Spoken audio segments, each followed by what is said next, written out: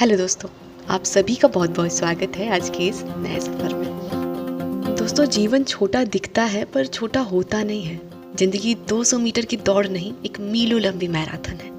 परिस्थिति कितनी भी कठोर क्यों ना हो, पर भगवान ने हमें उससे भी अधिक कठोर बनाया है। घोड़ा ऊंट से बहुत तेज दौड़ता है, फुर्तीला है, पर ऊंट को रेगिस्तान का जहाज कहते हैं। घोड़े की तारीफ में हम ऐसा कुछ नहीं कहते। दूर दूर तक फैला रेगिस्तान, पानी का नामो निशान नहीं।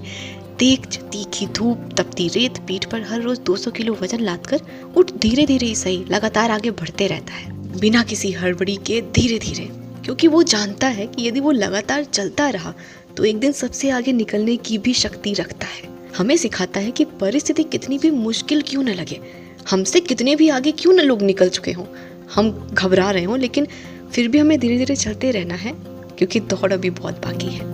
हम हमेशा सोचते रहते हैं ना कि हम अच्छा कर रहे हैं कि नहीं, अच्छे लग रहे हैं कि नहीं, ऐसे करेंगे तो ज़्यादा अच्छा लोग कहेंगे, और भी न जाने क्या क्या। दोस्तों, अच्छा होने का कोई तरीका नहीं है, और ये भी सच है कि हम हर किसी की नज़रों में अच्छे नहीं हो सकते। दुनिया में बहुत कुछ अच्छा हो रहा है, कुछ हम देख पाए हैं, कुछ नहीं, कुछ बिल्कुल हमारे कल्पना के परे है। एक महकता हुआ कोई भी फूल हमें खुशबू देने के लिए नहीं सोच रहा है, उसके महकने का ऐसा कोई कारण है ही नहीं। ये धरती जो हमें निवास देती है हमारे रहने के लिए, हमारे रहने के लिए स्थान देने को ऐसा सोच भी नहीं रही है, लेकिन ऐसा है। पेड़ पौधे फल फूल हमारे खाने के इरादे से हमें नहीं दे रहे हैं। पेड़ हमें ऑक्सीजन देने के लिए नहीं सोच रहा है, उसके दिमाग में तो ऐसा कुछ चल भी नहीं रहा है, लेकिन फिर भी ये सब हो रहा है। इन सभी के होने के नतीजे अच्छे हैं। पता है क्यों? क्योंकि वो बस अपने तरीके से हैं, अपनी तरह से, जैसे हैं वैसे हैं, बिना किसी दिखावे के। और हम जैसे हैं वैसे ही बने रहना। यदि ऐसा है तो फिर जिस चीज की हमें जरूरत है वो अपने आप ही होता है। हेलो, गुड मॉर्निंग, सुप्रभात, नमस्कार, प्रणाम, आदाब, सत श्री अकाल, वड़क्कम। मैं हूँ आपकी दोस्त, आपकी चहेती जागृति, और आज बहुत दिनों के बाद ऐसा दिन आया है कि मैं आप सभी से बातें कर रही हूँ।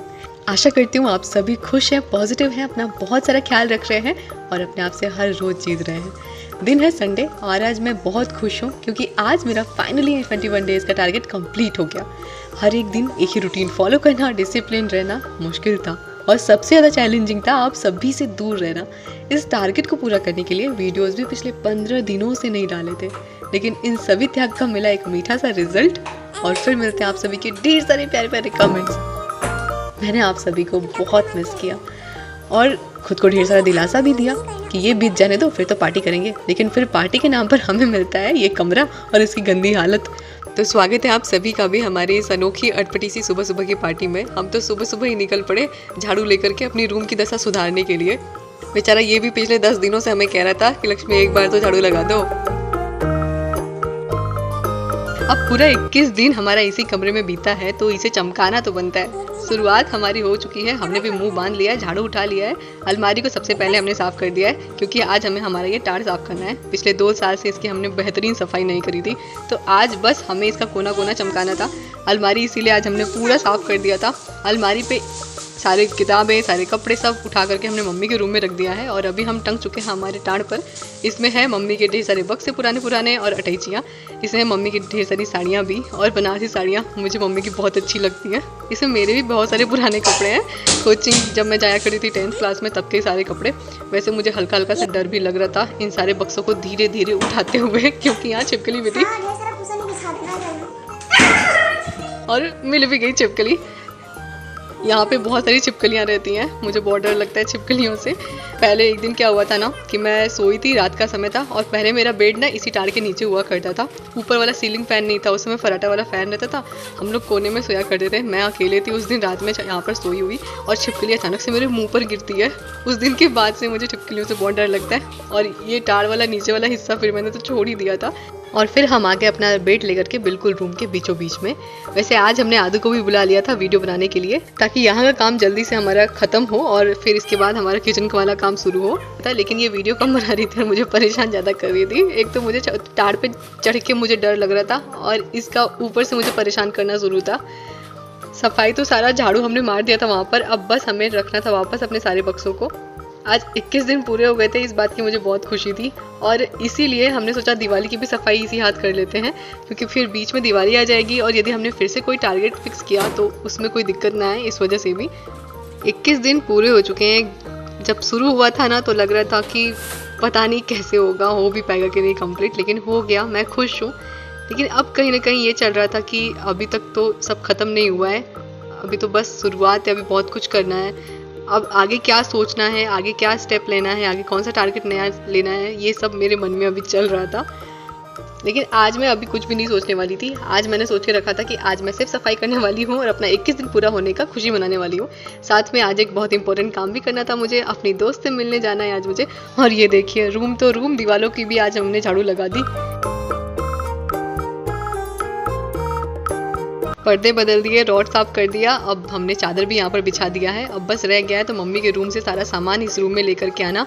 8:30 बज चुके थे, 8:45 हो रहे थे और अब हमें चलना है छत पर अपना किचन का काम शुरू करने के लिए। भूख बहुत जोरों की लगी थी, इतने सारे काम करने के पश्चात एक अच्छा नाश्ता तो बनता ही है। सारा सामान हमने इसी रूम में रख दिया है, लेकिन अभी हम इसको अलमारी में सेट नहीं करने वाले हैं क्योंकि इसे सेट करने में बहुत समय लग जाएगा। उससे पहले हमें चलना है किचन में खाना बनाने। आज हमने सोचा था अपना नाश्ते में मनपसंद उपमा बनाने के लिए, लेकिन थोड़े से करेले थे सब्जियों में बचे हुए और आलू करेले बहुत पसंद है और उपमा पापा को भी नहीं अच्छा लगता है, तो फिर हमने करेले छौके। दोपहर में क्या बनेगा ये हम नहाने के बाद सोचेंगे। नाश्ता सभी ने कर लिया है, हमने भी कर लिया, तो अभी यहाँ पर बस हम कपड़े भिंगा रहे थे। तो अभी मेरा किचन का सारा काम कंप्लीट हो चुका है। मैं अब जा रही हूँ कपड़े की धुलाई करने के लिए। उपटन बनाया है बेसन वाला, चेहरे की भी हालत पूरी खराब हो चुकी। कपड़ा भिंगा के हमने रख दिया था एक तरफ फूलने के लिए, आधे घंटे हमने उसे छोड़ दिया और फिर चले गए थे किचन में बर्तन धुलने। बस झाड़ू लगाना भी बाकी रह गया था, लेकिन उससे पहले हमने बनाया था अपने फेस के लिए एक उपटन, दही, बेसन और हल्दी वाला। इसे चेहरे पर लगाकर हमें 20-25 मिनट के लिए छोड़ देना है और फिर इसके बाद हमें धोना है। ये मास्क काफ़ी इजी है बनाना और मेरा फेवरेट मास्क है। इसका मैं काफ़ी यूज़ करती हूँ अपने चेहरे के लिए क्योंकि ये टैनिंग को दूर करने में काफ़ी मदद करता है। हमारा किचन छत पर है और बाहर जो ये खुला वाला एरिया, यहाँ धूप काफ़ी ज़्यादा रहती है, तो जिसकी वजह से टैनिंग काफ़ी हो जाती है मेरे चेहरे पर। तो ये मास्क काफ़ी मदद करता है टैनिंग को दूर करने के लिए। बाकी फिर हमें बाहर थोड़ा झाड़ू लगाना था छत पर और फिर नहाने हम चले गए थे। कपड़ा हमने सारा धुल लिया, किचन में खाना बनाना था वो भी काम खत्म हो गया और ये सब करते करते हमें काफ़ी समय हो गया था। 1:30-2 बज रहे थे अभी और हम आपसे मिल रहे हैं लगभग 1:45 बजे। अब बारी थी ये सारे जो हमारे बिस्तर पे फैले हुए सारे सामान हैं, इनको सही से व्यवस्थित करने की। अपने पुराने नोट्स को देखना काफ़ी दिलचस्प होता है ना, खास तौर से पीछे वाले पेज को, क्योंकि वहीं पर हमारी सारी अनकही बातें होती हैं। यहाँ पर मैं भी अपने सारे डीएलएड के नोट्स देख रही थी। मैं इसमें से छांट रही थी क्योंकि बहुत सारी बुक्स ऐसी हैं जो कि यूज़ में नहीं आती हैं, फिर भी हमारे अलमारी पर जगह घेरे हुए थी। तो बस हम ये देख रहे थे कि कौन सी रखनी है, कौन सी हटानी है। ये मेरी डीएलएड की हिंदी की नोट्स है। इसमें मैंने यूपी टेट के दौरान भी जितने भी सारे टॉपिक्स थे उनको इस कॉपी में कवर किया हुआ था। तो मैं बस ये छांट रही थी कि मुझे कौन सा रखना है, कौन सा हटाना है। कुछ तो इतनी इंटरेस्टिंग मेरी पुरानी डायरी मिली है। इसमें मैंने ना बन्ना, सोहर, सुहाग, जो शादी में नहीं गाना गाए जाते, शादी में जो लोकगीत गाए जाते हैं, वो सारा मैंने यहाँ पर बड़ी मम्मी से अपने पूछ कर लिखा हुआ था। इसे मैं तो भूल ही गई थी और मैं इतने सालों के बाद, लगभग ये 5-6 साल पहले मैंने लिखा था सब, और इसे जब मैं पढ़ रही थी तो मुझे बहुत हंसी आ रही थी अपने ऊपर। उस समय मेरे शौक बड़े अजीबोगरीब थे। आज भी मुझे ये सब वैसे अच्छा लगता है, गाना और इन सब को याद करना, ढोलक बजाना, मुझे ये सारी चीज़ें काफ़ी अच्छी लगती हैं। लेकिन उस समय इन सब चीज़ों का शौक़ कुछ ज़्यादा ही था। बड़ी मम्मी मेरी थोड़ी सी पूजा पाठ में ज़्यादा रहती हैं, तो मैं उनके साथ साथ मैं भी बहुत पुजारिन बन गई थी। उनके साथ पूजा करना, नवरात्रि के 9 दिन व्रत रहना, गजब ही चलता था मेरा।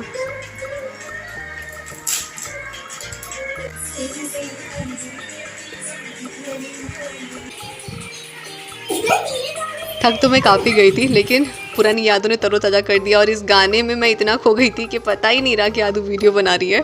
फिलहाल ये सारे काम हमें जल्दी जल्दी समेटने हैं। बुक हमने छांट लिया, कौन सा रखना है, कौन सा हटाना है। कुछ ऐसे नोट्स हमें मिले हैं जो कि हमें अभी तैयारी के दौरान काम आने वाले हैं, तो उनको हमने अलग से रख दिया। इस बार मेरे मन में चल रहा था दिवाली पर रूम को कुछ अलग तरीके से सजाने को, लेकिन अभी तो बस ऐसे ही सब कुछ रख दिया जैसे पहले था। और ये देखिए, मुझे मिलती है मेरी डीएलएड की ID कार्ड, और ये कुछ तो था, मुझे इसका नाम नहीं याद आ रहा है। ये सारे काम जैसे ही ख़त्म हुए हमारी डिलीवरी हमारे घर आ जाती है। हमने मंगाया था ये बायोटिका टी ट्री टोनर और साथ में एक सनस्क्रीन। हर बार मैं टोनर की जगह पर गुलाब जल का यूज़ करती थी, लेकिन इस बार मैंने ये बायोटिका टी ट्री टोनर मंगाया है। अभी काफ़ी लेट हो रहा था तो हमने खोला नहीं, ऐसे ही रख दिया डिब्बे में और बस तैयार हो गए थे यहाँ पर।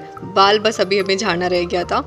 आज आदू की थेरेपी थी, तो आदू निकल गई है पापा के साथ थेरेपी के लिए। मैं अकेले ही जा रही हूँ। पहले मैंने सोचा था आदू के साथ चलेंगे तो वीडियो भी बन जाएगा, और लेकिन अभी आदू नहीं थी और मैंने सोचा था कि मैं खुद भी वीडियो बना लूँगी वहाँ पर जाने के बाद। लेकिन पूरे रास्ते मैं सोचते हुए जा रही थी मैं वीडियो बना लूँगी, लेकिन वहाँ पहुँचकर मैं भूल ही गई थी। मेरी दोस्त के 2 बच्चे हैं, एक लड़की है एक लड़का भी है। उसकी शादी बहुत पहले ही हो गई थी, जब वो ग्रेजुएशन सेकेंड ईयर में थी तभी उसकी शादी हो गई थी और उसका बेटा तो अभी 6-7 महीने का ही है। और जब मैं वहाँ पहुँची मैं उन लोगों को देखकर मतलब मेरा वीडियो बनाना तो गायब ही हो गया। ये ख्याल ही ज़हन में नहीं आया कि मुझे वीडियो भी बनाना है। जब मैं वहाँ से निकलने लगी ना तब मुझे ख्याल आया कि वीडियो बनाना तो रह ही गया, फ़ोटो भी एक भी नहीं लिया था। तब हुआ कि चलो फ़ोटो ही कम से कम ले लेते हैं। और फिर जब हम कहीं जाते हैं बहुत दिनों के बाद, मैं 5 साल के बाद अपने दोस्त से मिली थी, तो वो खुशी वो एहसास, बस मैं रो ही नहीं थी। मुझे तो लग रहा था मैं उसे देखते ही रो दूँगी। और मेरा ये मानना है कि यदि हम कहीं जाते हैं तो उस मोमेंट को हमें जीना चाहिए। जाना हुआ 1-1.5 घंटे रहे फिर वापस चले आए, तो कब गए कब आ गए पता ही नहीं चला और इस वजह से कैप्चर करना रह ही गया उस मोमेंट को। बाकी सच बताऊँ तो इन 21 दिनों के बाद आज का दिन काफ़ी सुकून भरा था। कोई डिसिप्लिन नहीं, कोई जल्दीबाजी नहीं कि जल्दी काम करो, ये कंप्लीट करना है, ये क्लास देखनी है, वो वीडियो पूरी करनी है। बिल्कुल शांति थी। लेकिन दिन बीत गया और कल से फिर एक शुरुआत है आगे की ओर। खुद को फिर से बांधना है और इसी के साथ आज का वीडियो भी यहीं पर समाप्त होता है। मिलते हैं फिर से एक नए सफ़र के साथ। अपना बहुत सारा ख्याल रखिएगा और पॉजिटिव रहिएगा।